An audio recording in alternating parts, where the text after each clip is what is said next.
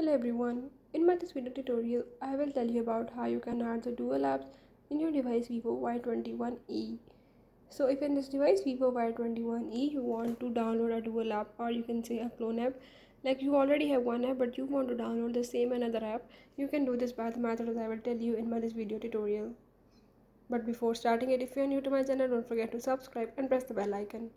Now follow the steps and watch complete video and you will learn how you can add dual apps or download dual apps in your device. Let's watch it.